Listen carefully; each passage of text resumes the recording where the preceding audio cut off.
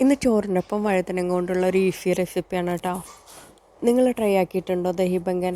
Try ചെയ്തവരൊക്കെ super എന്ന് അഭിപ്രായപ്പെട്ടപ്പോൾ ഒരു ദിവസം ഞാനും ട്രൈ ആക്കിയിരുന്നു കേട്ടോ.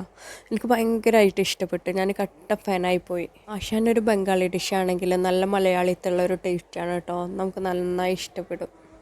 ട്രൈ ചെയ്യാത്തവർ ട്രൈ ചെയ്ത് നോക്ക് കേട്ടോ. നമുക്കിത് പെട്ടെന്ന് തന്നെ ഉണ്ടാക്കിയെടുക്കാം. വഴുതനങ്ങ നമുക്ക് ഇഷ്ടമുള്ള ഷേപ്പിൽ കട്ട് ചെയ്തെടുക്കാം. ഞാനിവിടെ 2 വഴുതനങ്ങയാണ് എടുത്തിട്ടുള്ളത് കേട്ടോ. ഇതിക്ക് 1/4 ടീസ്പൂണ് മഞ്ഞൾപ്പൊടിയും 1 ടേബിൾ സ്പൂണ് മുളക് പൊടിയും ആവശ്യത്തിന് ഉപ്പും ഒരിത്തിരി വെള്ളവും ചേർത്തിട്ട് അങ്ങോട്ട് കുഴച്ചെടുക്കാം. ശേഷം നമുക്ക് ചൂടായ എണ്ണയിലേക്ക് ഓരോന്നായിട്ട് അങ്ങോട്ട് വെച്ച് കൊടുത്തിട്ട് 2 വശം നല്ലോണം അങ്ങോട്ട് മുരിച്ചിട്ട് കോരി മാറ്റി വെക്കാം. ഇനി വേണ്ടത് നമുക്ക് 1 കപ്പ് തൈരാണ്. കുറച്ച് ഉപ്പും കുറച്ച് വെള്ളവും ചേർത്തിട്ട് ഒന്നങ്ങോട്ട് ലൂസാക്കി എടുക്കാം. ഇത് നമ്മൾ ഫ്രൈ ചെയ്ത് മാറ്റി വെച്ച വഴുതനങ്ങയിലേക്ക് ചേർത്ത് കൊടുക്കാം.